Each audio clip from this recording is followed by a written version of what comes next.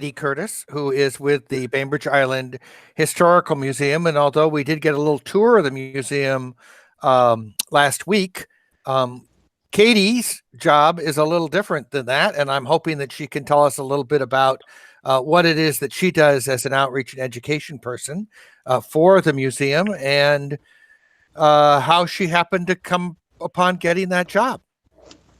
Oh, okay. Well, thank you, Reed. I just want to acknowledge that it's been such a pleasure over the years to be a part of the senior center, because there's so many, it's like we're an extended family. There's so many of the senior center folks that are also Bainbridge Historical Museum folks. And also that we've been doing every second Monday, we've been doing these programs with you that's at 9:30, so those are really great programs. So I just want to thank you, and I want to thank everybody who's joining us. So yeah, my name is Katy Curtis, and it's basically the way that I got here. Okay, let me think about that a little bit.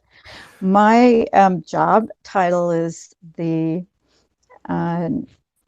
manager. I'm the education and outreach manager, and for the Bainbridge Island Historical Museum.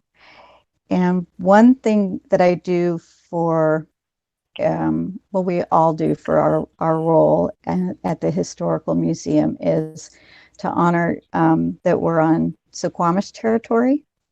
And so I just want to take a moment to recognize that the land that we are standing, I say, or sitting, as may be, on is the territory of the Suquamish tribe, who's lived here since time immemorial.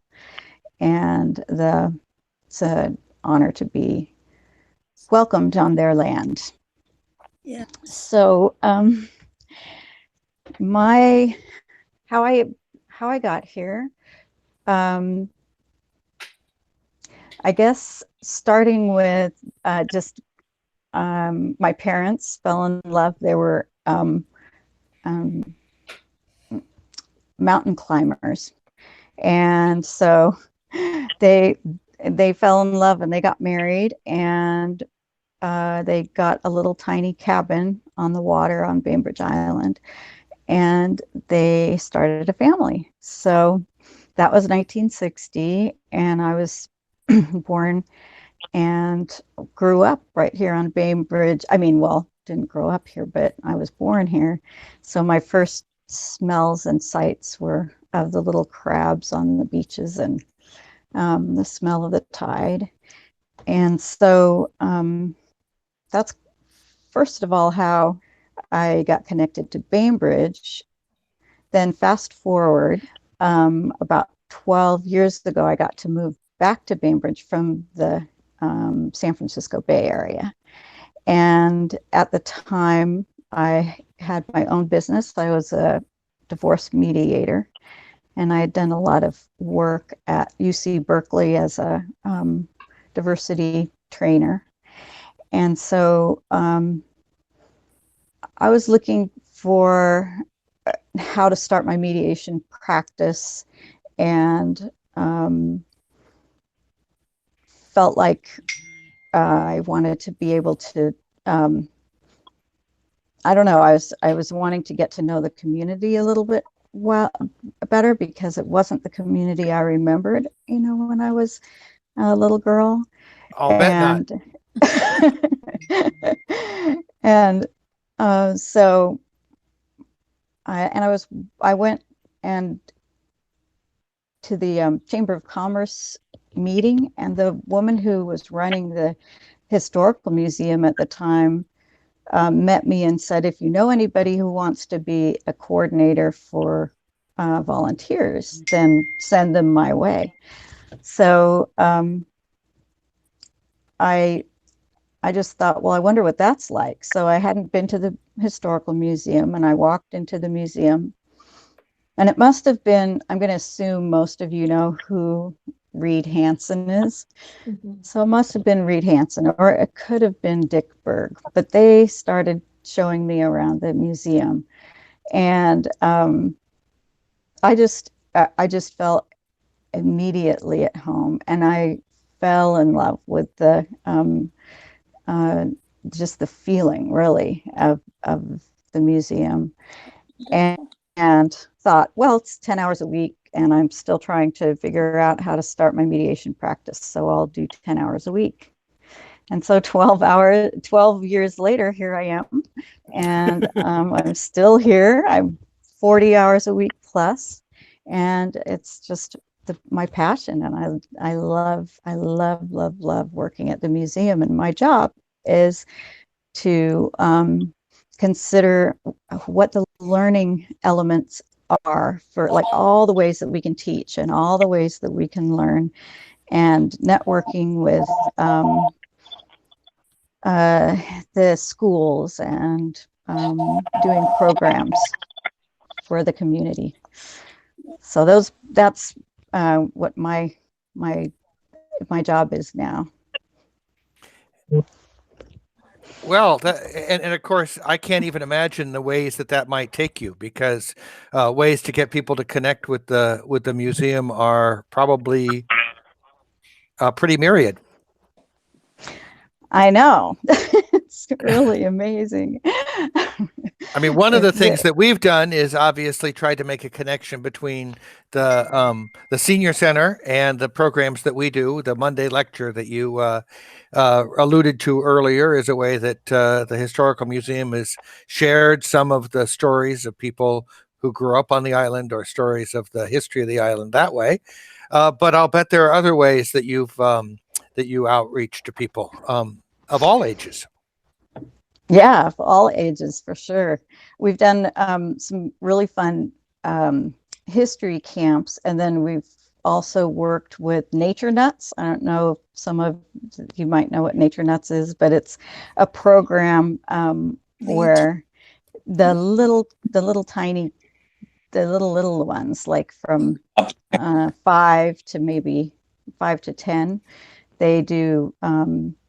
They actually go all over the island, but sometimes we're their home base, and they learn how to be little docents, and they bring their parents in, and whenever they bring their parents in and give them a tour, the parents always say, well, how come there's not an adult camp? We want to do this kind of camp. And it's really amazing, because we have just incredible teacher docents, such as our friends Sheila and Reed Hansen, and they just make a really great connection to the kids. So those are some of the ways that we've outreached. And then I'm also connected um, to the school district. And so I work with the Multicultural Advisory Council there. And so we're a lot of the time connected to, like, there's a culture fair that gets put on at Woodward every year, or we've helped with different kinds of events, like helped with finding images and those kinds of things for when Dr. Frank Kid Emoto's passed. And so they did a special thing for him. And then we had our friend Mary Woodward, who is the daughter of the Woodwards, who had the newspaper on the island.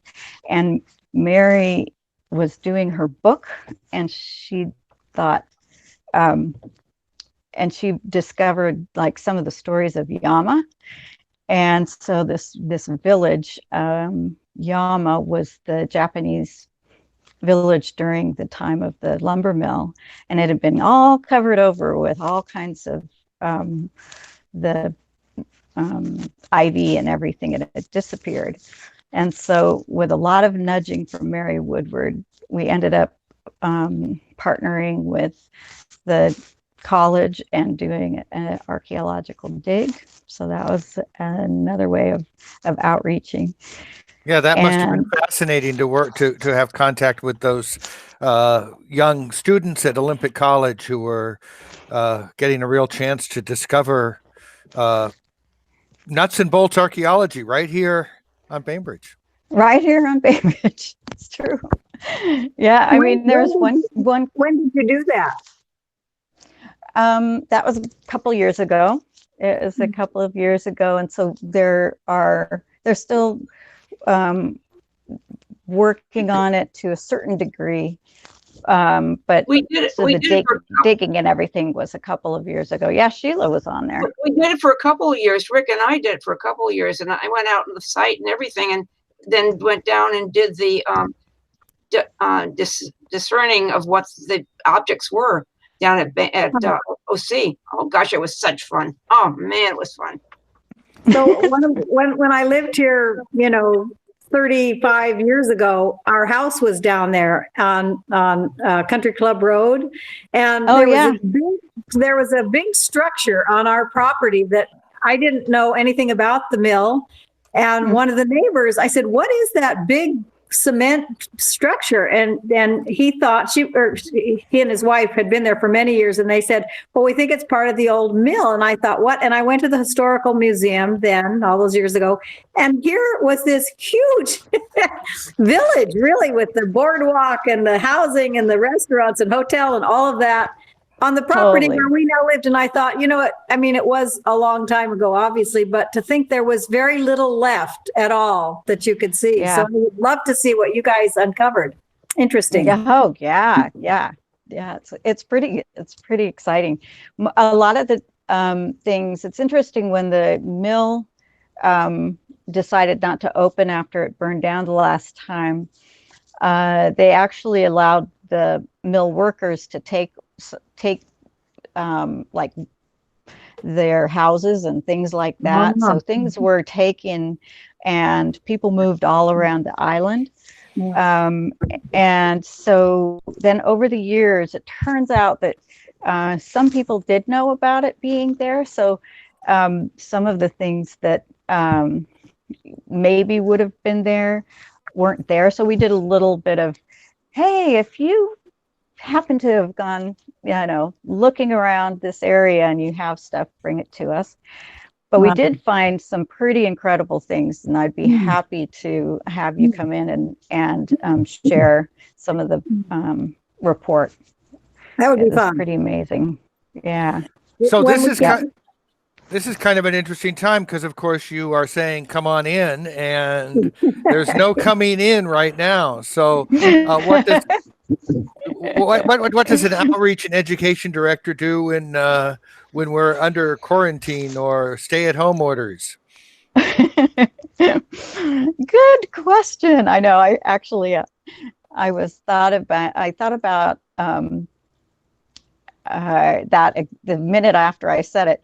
So some of the things that I do is I'm learning about this kind of technology. So, for example, there was a youth conference and they wanted to do a tour. So I did a tour of the museum on Facebook, and that's not quite as good because at least with this stuff, I can scroll a little bit and I can see your faces if you have your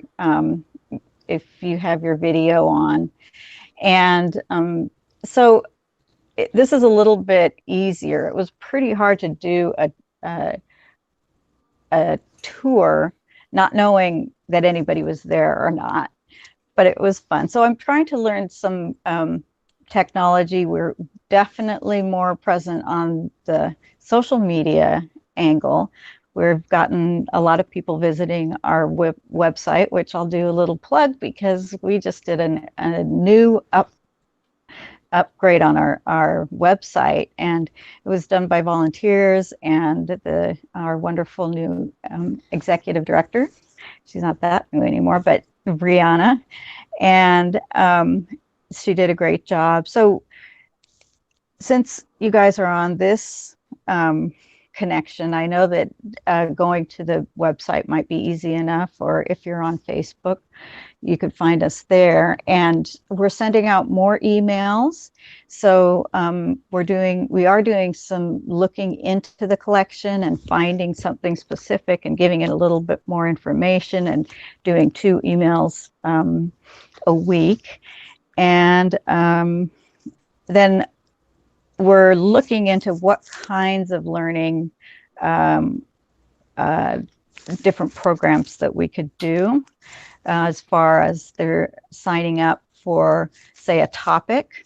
So if there was something that you wanted, I'd love it if you put it into the chat or talked about ideas for what topic you might like. And then I was thinking that what we're going to try to do is for the second week in May, if we're still on quarantine or whatever we want to call that, then we're going to try to do the program that we had planned on Meet with You and have a panel. So I'm not sure how that would work, but I think that if we had a panel and people knew that when you talk, then other people can see you, that it might work out. So we're going to try an experiment like that. We like doing panel type programs because we like having the voices of the people who experience things, talking about their experience. And then we have a new, I don't know how many of you might have been on the wonderful tour that Mary Lee gave on our new exhibit. It's her vote, her story. And we have something where you can call in and listen to some of the interviews, just like it's a clip. It's like 1 minute clip maybe of somebody talking. And so it would be great to be able to have more access to that. Somebody I heard said yes. Did anybody try that from last week, trying to call that? It's called Guide by Cell Number. I don't know if you guys got all that. I did not try it, but we did. To the people who were present, we sent out an email that included that information. And the video from Marilee was on the email that we sent out this morning, which is also under newsletter on our website, BI Senior Center. Your website is bainbridgehistory.org, spelled out. And the on the Facebook page, I think it's called Bainbridge Island Historical Museum. Yeah. I tried BI history and I ended up with bisexual history. So that's also part of Bainbridge Island history, but not it the is whole absolutely. So yeah, Bainbridge Island History is the Facebook page. Yeah. And yes, you have I'm looking forward to exploring more of your new website. It's got some nice big pictures and stuff. It looks like it's interesting. Yeah, we do have connections to oral histories, and so we're really working on it, and we're adding to it all the time. So thank you, Reed, for noticing it. And I'll add a little bit more in that, and Marilee touched on this as well, which, talk about, BI history and bisexual history on the island. And so as a museum, we're really thinking about kind of who gets to tell the story and who gets to what the exhibits share and what they don't share, or what we have and what we don't have. It used to be that we were really so small that all we could do is receive things from people. And you think about people who self-select, who say, oh, my history is worth something. And it's a certain echelon of people, And I don't know if all of you know Ralph Monroe, but I think he wouldn't be upset for me to call out the fact that we have a lot on the Secretary of State, Ralph Monroe, and his family. Some people have an idea that people in history, that they want to share their history with people. But a lot of people haven't been included in historical museums or haven't felt like it's a place for them. So we are wanting to include more histories because absolutely, everyone's history is important. And there's a story for all the diversity that is on Bainbridge Island. And so I'm glad that you picked that up, Reed. So I wonder about the if you could reflect on a story from Bainbridge history that might give us a little context for the world we're living through right now. You mentioned to me you might have something like that to share. Yes, yeah. And actually, even since I thought I might talk about it, there's been more in the news. So um, one thing that was very interesting to me was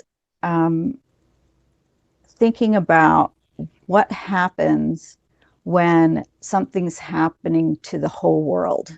So in other words, like a world war, I've never been in a world war, but I talk a lot about the experience of people who have been through world wars. And one of the important things for Bainbridge Island, and I'm going to assume that most of you, I know a lot of you, so I'm going to assume that most of you all know the story of exclusion on Bainbridge Island, where the people of Japanese descent got singled out and forcibly removed from the island. And there was just a lot of fear and hysteria that drove people to single people out like that. And so when this happened, it was definitely something that I was watching and worried about. How does that fear, that kind of hysteria of something divide us? And so one thing that they did is they did a study, which probably all of you know about, where they found out, like in the 80s, I guess President Carter started it, but in the 80s, they determined that it was wrong to take part of our citizenship and put them into prisons. And how could this have happened? And they determined that it was three things. It was racism, it was lack of leadership, and it was war hysteria. So Lily Kodama is a friend of mine, and a docent who speaks about her experience, just being 7 at the time, and then all the learning and reflection that she's done. And she was a nurse for her, profession. And we were just wondering about being in a time of, we were very highly aware of the fact that people might start dividing people and putting people in boxes when they're that frightened around something like a virus like this. And so, of course, as all of you have seen, there was the racism about calling it the China virus and that kind of thing.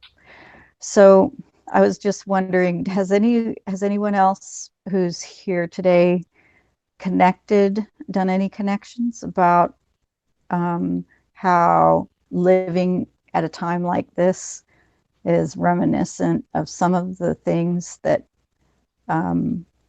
happened? And then also there's another part of it, which is when people called it, this is like Pearl Harbor. The problem with saying this is like Pearl Harbor is same as 9/11. will start stirring up what they called, sounds derogatory, the yellow peril. So it starts having people get afraid of people who look like they're Asian.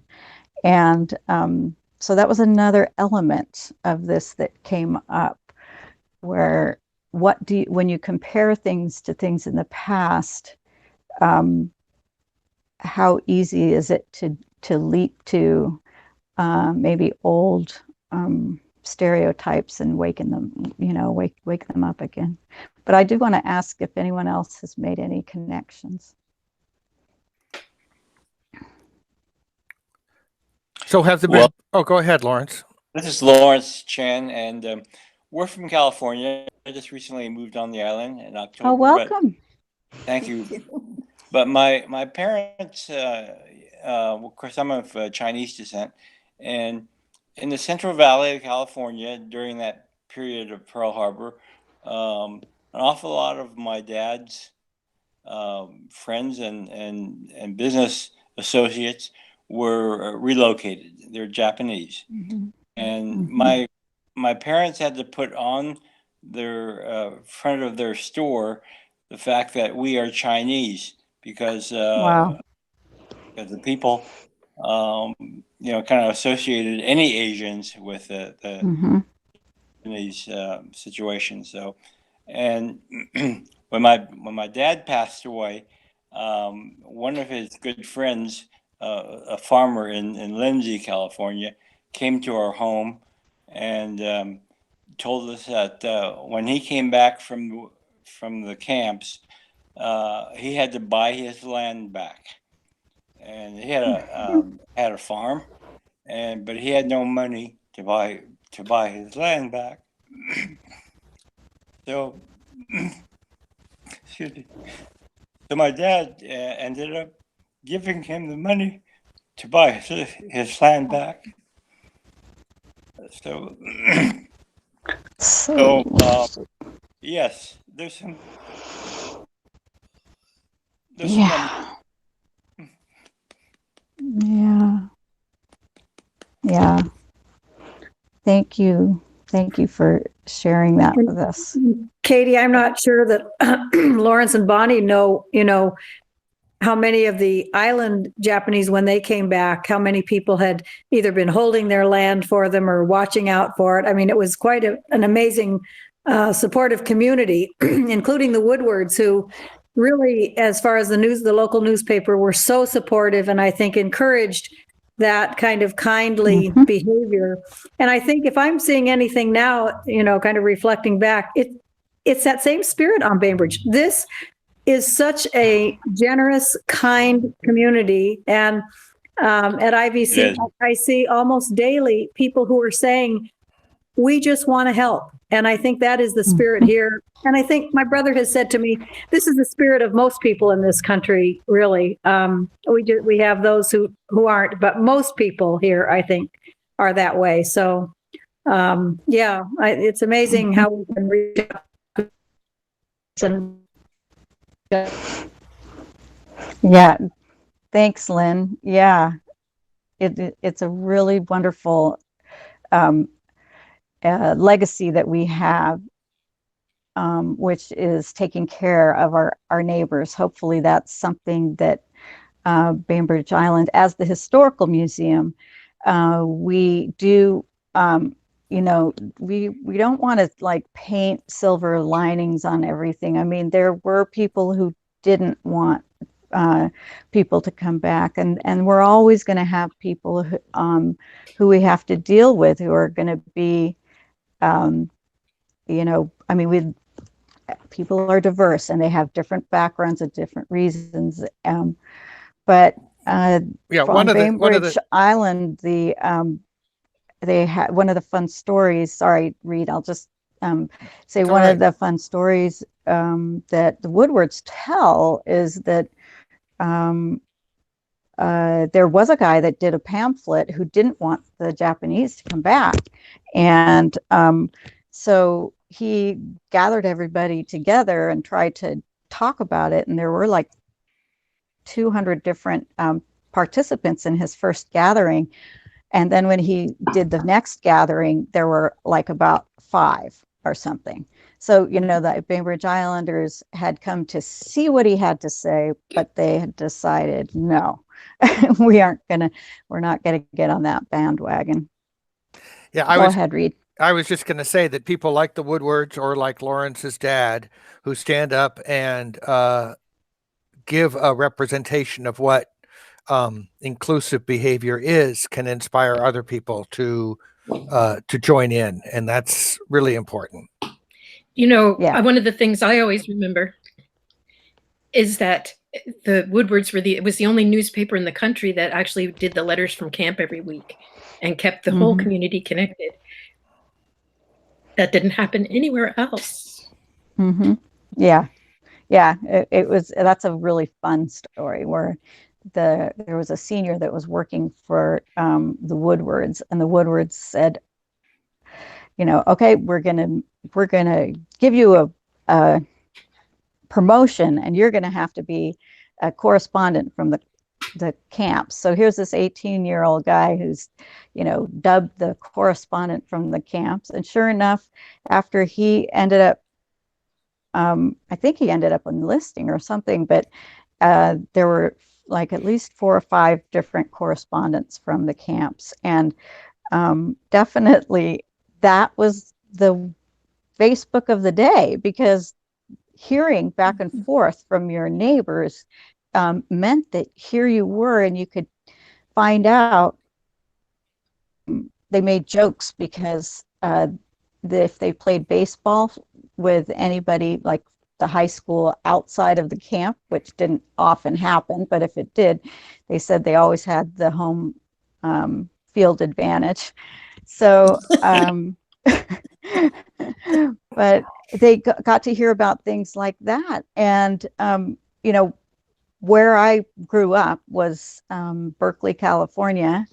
And so I can relate to people asking the elders. They'll ask Lily sometimes, well, how come you didn't fight back? How come you didn't, you know, protest? How come people didn't protest? And then, you know, and that kind of stuff. And so I always think, yeah, that's what I'd be writing back to people is, you know, this is terrible, this isn't fair. But what ended up getting written back are things like, oh, so-and-so had a baby, or so-and-so, these guys got married, or, you know, more Facebook type stuff.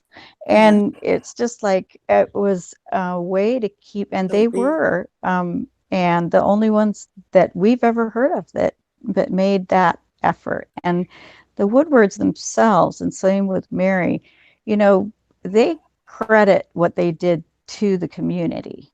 They didn't like to be thought of as specific types, like I was a certain person that, you know, they got put up onto pedestals a lot because the Japanese American nationally, you know, really, really adored them. And then David Guterson ended up writing Snow Falling on Cedars. And so when this all came out in the 90s, the 80s and 90s, and people were learning about it, the Woodwards were like, you know, these heroes. And they are, but they're no less a hero than Sheila, you know, than Joan Walters, than any of the rest of us on Bainbridge. They said the reason they behaved like they did was just because they were community members.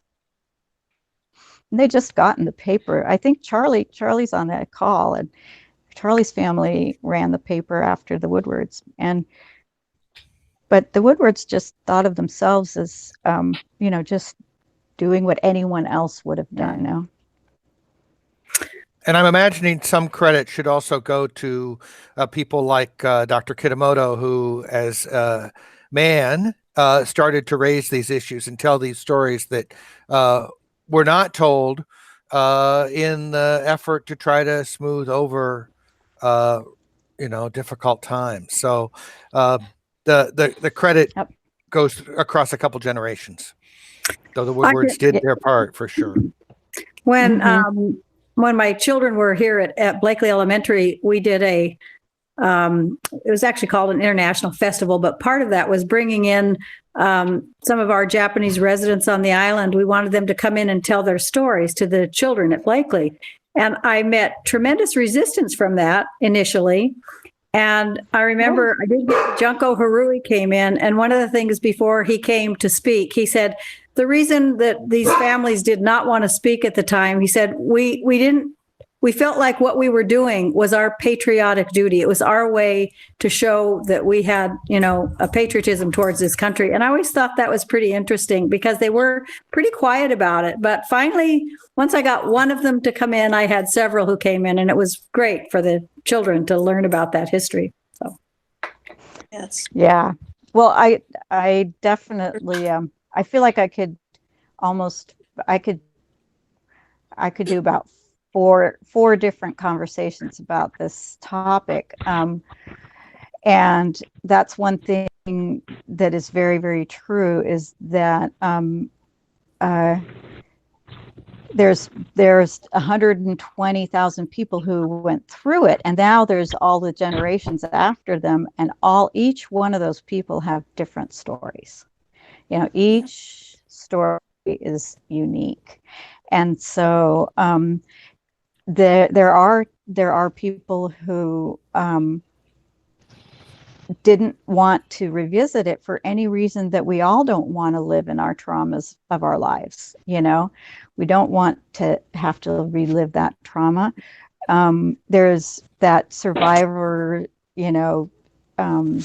guilt. There's guilt about being when you're imprisoned. There's a sense that there is something wrong, that a lot of the kids talk about having to process, well, maybe there is something wrong. I know that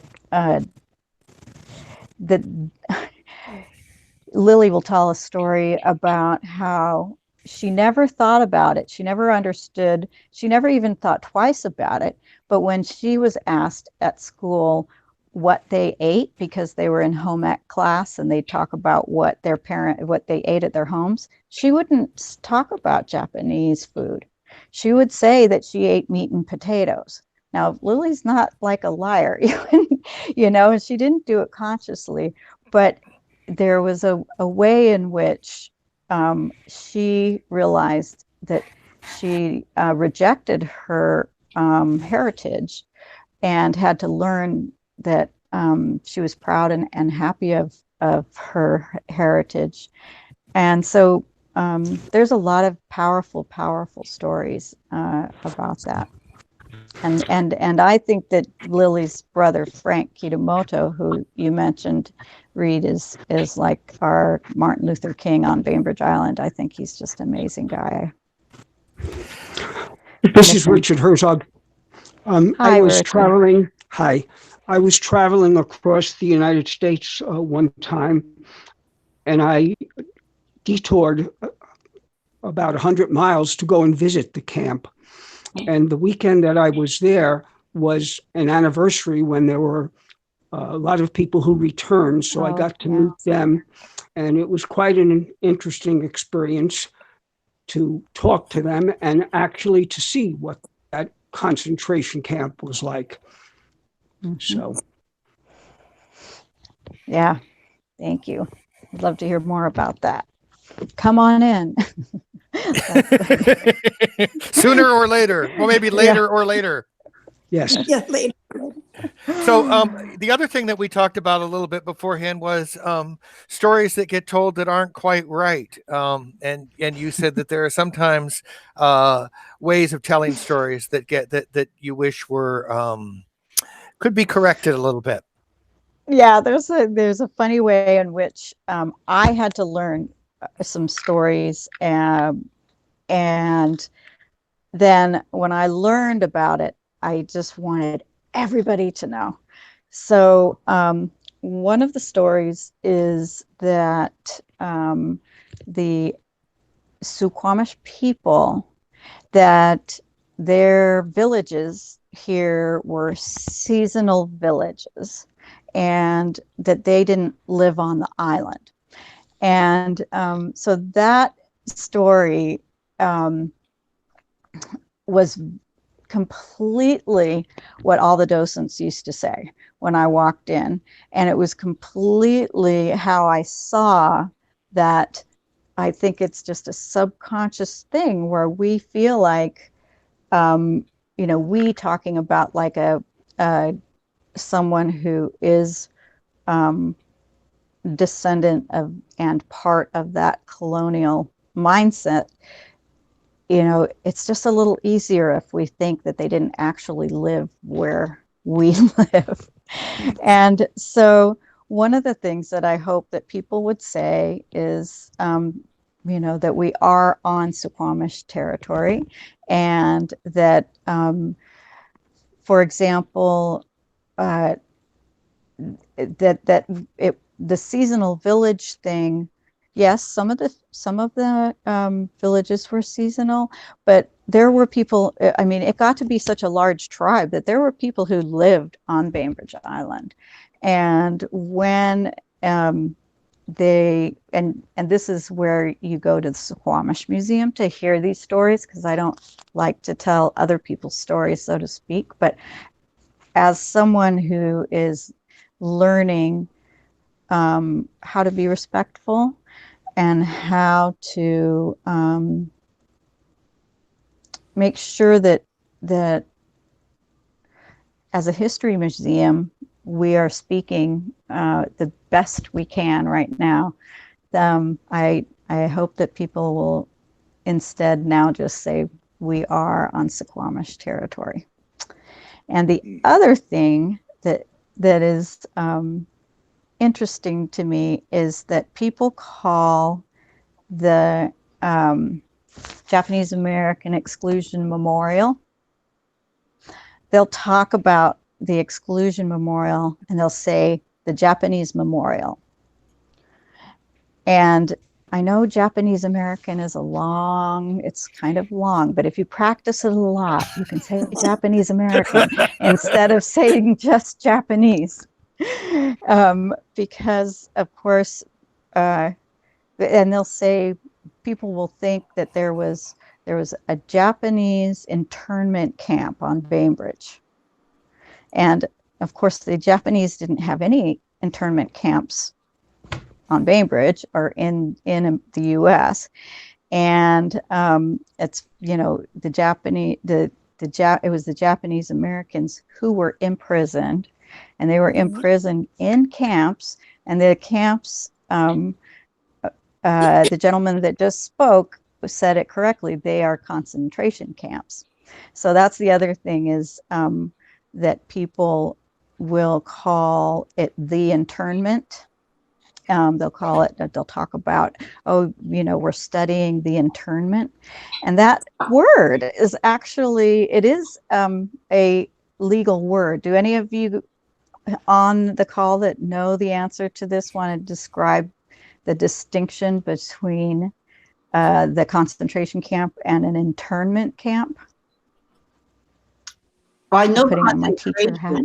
Is a concentration of similar people. Mm-hmm. So it was all Japanese. That was it. When I think of internment, I always think of a burial, being interned. I know. Yeah. That's interred without an N. That's interred. Oh, okay. Oh, see, it's just taught me something, Reed. But is internment a prison or no? It's a place, and it can be a jail or a prison. There can be an internment camp, yes. And the internment camp is where people go if they have been determined to be from the country that we are fighting with. Ah. And when they get rounded up and they're suspicious because they're from that country. So Germans were in internment camps, and Italians were internment camps, and Japanese Americans were in internment camp. So if you actually go through a process in front of a judge, granted the judge might not be fair, but you get due process before you go into an internment camp. So that is the distinction that Lily and Kay and all of the Japanese Americans that were put into these concentration camps, they were put there without any due process. Right.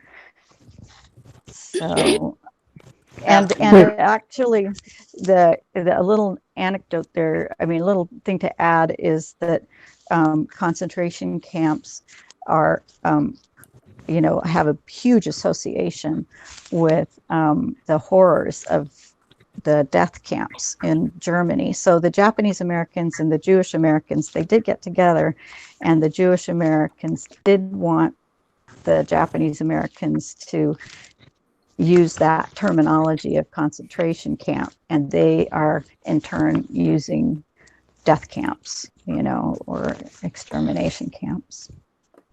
Interesting. I didn't know that. That's fascinating. Let's open it up to questions too. I know that this may take us back a little bit, but Carolyn asked early on for you to mention your work with the University of Washington and AFS. Oh, Would you like to touch that? That's sort of rolling the tape back a little bit, but would you like to comment on either of those? Well, one thing that's really exciting is that the people that come to visit the historical museum are often exchange students. They're often students from other lands. We have people that we have universities actually in Japan that bring their students every year. And so I have been the proud mother of 5 exchange students. And that's actually how I met Carolyn, was that we're connected through those wonderful exchange students. And University of Washington has exchange students, and they have a great program that will also bring students from different countries and do quite a lot of study on the exclusion and bring them to Bainbridge Island, and we'll take them to a lot of different places. In fact, we took them to Yes Magazine too, because they were interested in journalism through the Woodward story, you know, that kind of thing. Or we'll take them to Suimatsu Farm to see an actual location where people were forced their homes. And so it's really rewarding to bring people from all over the world. And of course, there are stories of being forced to leave your homes that I just specifically remember a young woman from Kosovo, I think, and she just, you know, could really relate and really appreciated hearing the stories of Bainbridge Island. And anyone else on the call like to open your microphone and ask a question?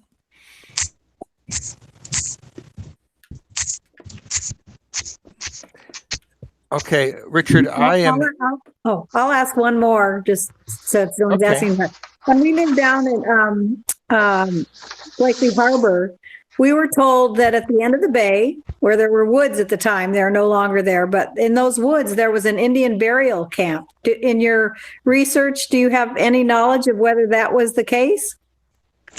There's an excellent map now that they've put on the Suquamish website. I think if you go to the Suquamish Museum website, or they have something called Cultural Co-op, and lo and behold, if you scroll through their history, at the bottom they have literal sites of Suquamish folks. And I would say that I know that there were Suquamish people in Port Blakely. I have a fun little story about a Suquamish woman in Port Blakely. So I think that what you heard is probably true. we used to go hiking to see if we could find any sign of them, but it was just all overgrown in woods. But my kids always enjoyed Yeah. it because it was an exploration. So we had fun. But and now I'm surprised if that's the case, that it was an Indian burial ground, which we always thought that it was, that it's now houses, and how they got permission to build homes on there, I have no idea. Yep. I bet you can hear lots of different stories about that. I know that some folks have been very responsible, and when they find any that they think could be native, they will contact Suquamish Museum. I know that they have phenomenal archaeologists that are tribal members. And so please, if you do see people digging in places, or like, for example, we have a Suquamish woman who's going to be giving a history talk, and Anne was on this history talk last time she gave it, and it's going to be July 14th, I think. And we go down to what's called a midden, which is a site down in Eagle Harbor Park, there, right there by the senior center. And she has a lot of stories about sites and what happens and that kind of thing. And just to bring it back around to what I was talking about, that I wanted everybody to know there were Suquamish people here. There actually was a point of time when the Suquamish people didn't want people to know there were Suquamish people here, because they were afraid that people would, look for artifacts, or, try to find things. So it was ironic in a way, because I was like, don't you want to tell everybody that this is Suquamish territory? And she was going, well, now I think we trust people on Bainbridge. So yeah, now it's okay to tell the truth. Is that Barbara you're talking about, Katie? Yeah. Yeah. Yeah. She's amazing. Don't miss that. She's amazing. Hey, Katie, have you met a woman? I don't know her last name. Her first name is Aggie, and she is, I guess, for lack of a better word, she's a docent at the up at the casino. The original lodge that's there. She will take you on a tour of the native, beautiful, beautiful native artwork that's in the original lodging part of that hotel. But I don't know her age. It'd be very hard to determine, but oh my gosh, she tells beautiful, beautiful stories, and she's very shy, and but you can pull the stories out of her, and she might, if you haven't met her, she might be someone to talk to. And her first name is Aggie, and she's there almost every day. And I've taken some of our folks up there to see the exhibits, and she's just there, and she meets you at the door, and then takes you on this unbelievable tour. So that's a wonderful treat to know about. I don't know her, but I'll now make it a point to try to meet her. Yeah, I hope she's still there. That's at the Suquamish Museum, right?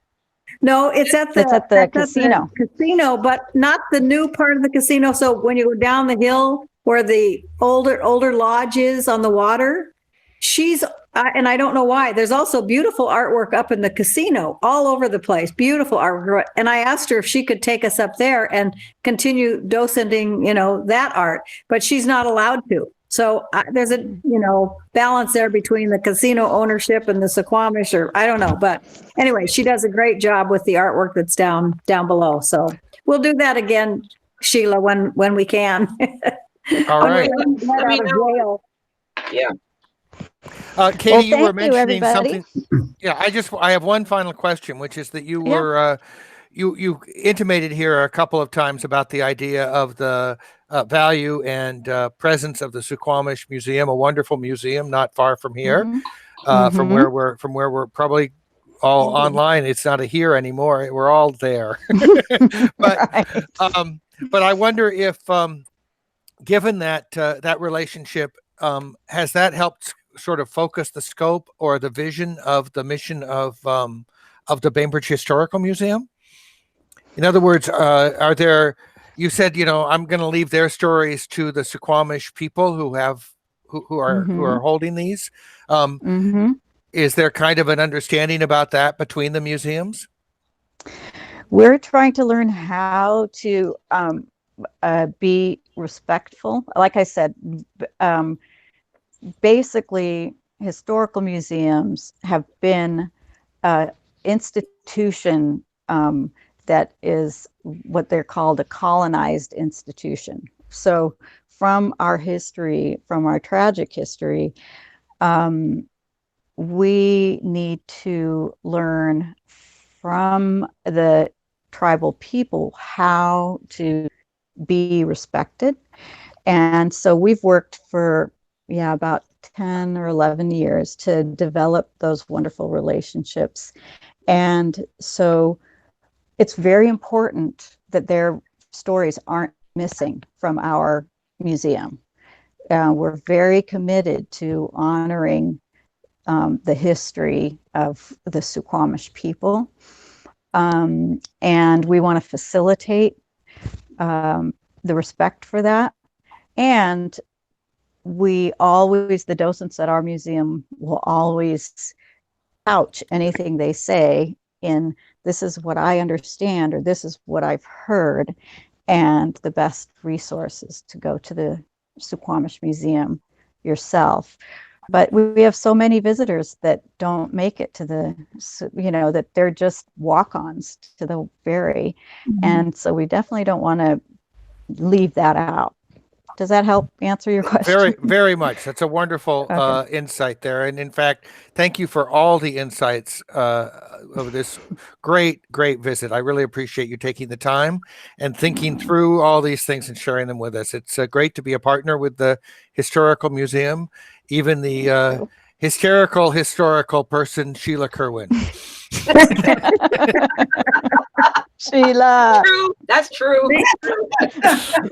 So thank you again, Katy. We really appreciate you joining us. Thank you, Katy. It was a pleasure. Thanks, Katy. Thank you so much.